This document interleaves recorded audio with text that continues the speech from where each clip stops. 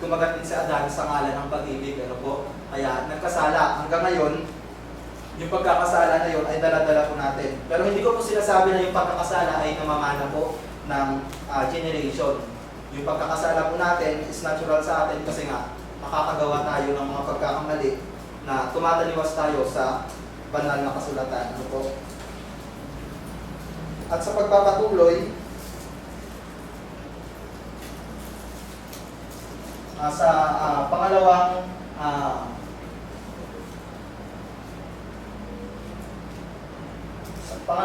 dahilan kung bakit nag-work yung temptation sa atin, sa isang Kristiyano, ay yung doubt po yung pag-aalinlangan ng isang tao. Halimbawa po ngayon, araw ng linggo, dapat alam na natin yung priorities natin na ay kailangan ko palang sumimba ngayon, kailangan Sabado pa lang ang gabi, kagabi pa lang. Nakaready na yung mga dapat mong gawin, katulad ng palagi sinasabi ni Brother Willard. Pero, mismong araw na ng linggo, nandun pa rin yung doubt natin na sisimba pa ko or hindi. Depende kung meron po tayong mga ibang bagay na kailangan isaalang-alang. Katulad na lang po nung halimbawa, araw ng linggo ngayon, magsisimba ka sana, pero may isang invitation na binigay sa iyo na ngayon din mismo na hindi mo kumbaga kayang iwasan kasi halimbawa kaibigan mo yung nag-invite sa iyo, halimbawa mayor yung nag-invite sa iyo. Mas binigyan mo ng pansin na umattend sa ganung gawain kaysa dito sa pagsamba. So isa po 'yun sa pagkakataon na natutokso tayo at nakakagawa tayo ng kasalanan. Parang yung nasa mga telegrama lang po yan, no? Halimbawa, ito ka, nag-iisip ka, nag-aalinlangan, tapos nasa likod mo si Satanas at yung anghel. Sisimba ba ako ngayon o hindi? Ano po? So yung minsan, kung naisip mo na mas gawin yung hindi pagsimba sa anumang katanglanan, dapat po aware din tayo na pagkukulang po natin yun. Dahil po yun sa pagkakaroon ng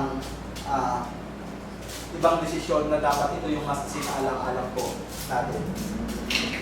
At isa pa po na mga nakikita ko kumbaga relevant siya ngayon, minsan yung sa mga post sa social media, ano po, nakukuha natin, may mga fake news or minsan nakikita ko madalas sa social media yung mga post ng kapwa nila kamag-anak parang nag-aaway, dinadaan pa sa social media. Minsan, kung isa kang Kristiyano, dapat naisip po natin, dapat nandun tayo sa point na nag-aalinlangan na papatulan ko ba ito? Magpo-post din ba ako ng against sa sinasabi ng ibang tao o ng kamag-anak ko? Kasi kung papatulan ko, magkakasala ako doon kasi tukso pa din po yun. Ano po, weapon pa din sa Satanas yun para ikaw na Kristiyano, gumawa ka ng pagkakamali sa oras na yun. Kaya po tayo binigyan ng kumbaga katalinuhan ng pag-iisip para gamitin po natin dun sa desisyon na mas tamang gawin. Kasi po kung talagang totoo na malalim na yung marka ng banal na kasulatan o ng pakikinig natin sa pananambahan linggo-linggo, kailangan po alam din natin kung paano natin kukontrahin yung mga ganong pagkakataon. Hindi po sa lahat ng pagkakataon ay mas lamang na pinipili po natin yung mga bagay na tayo po ay pumatol dun sa isa tukso.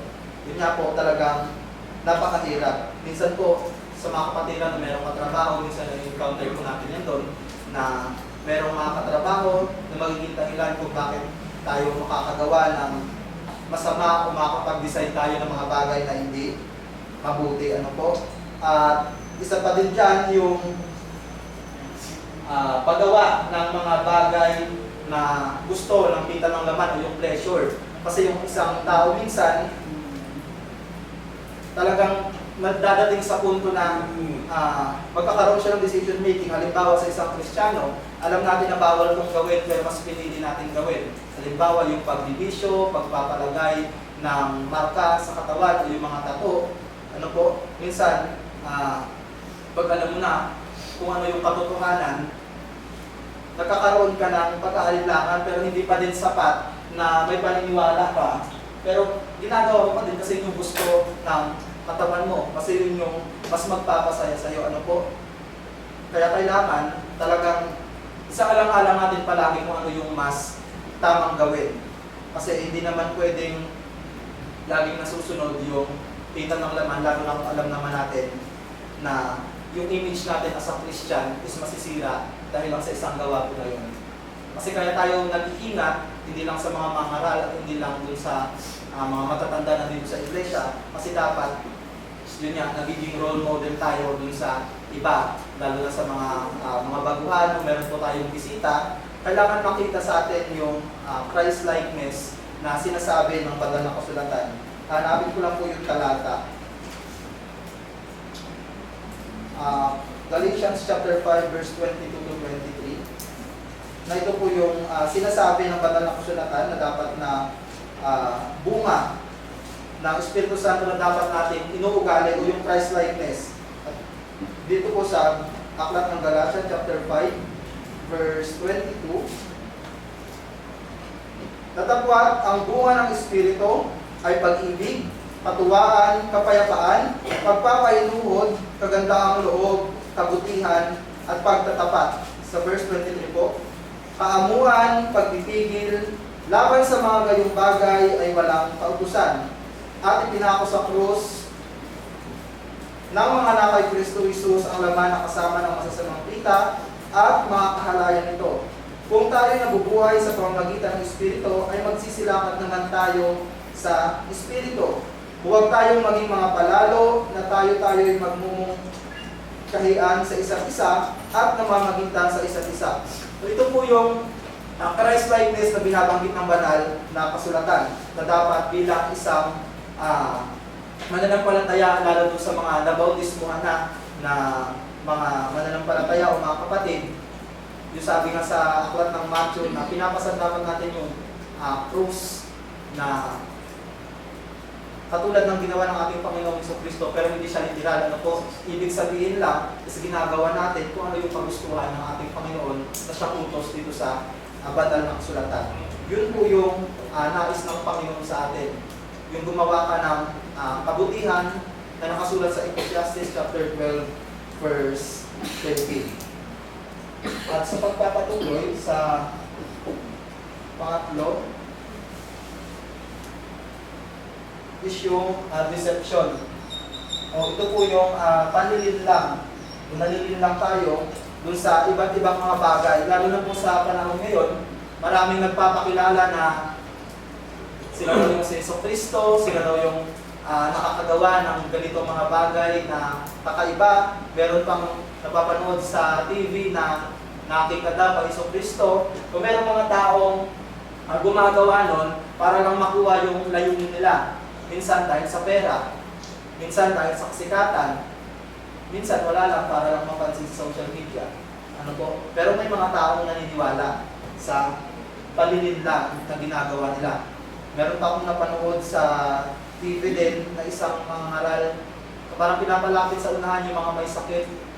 Tapos, lalo na yung mga epileptic, tapos papagalingin bigla na tatayo, tapos okay na. Yun po ay hindi kapani-paniwala, sa isang iglap lang, is gagaling yung mga ganong may sakit. Taktika din po nila yon para madaming mahikayat, madaming madaya, maraming mga taong maniwala, at syempre, marami silang magatasan.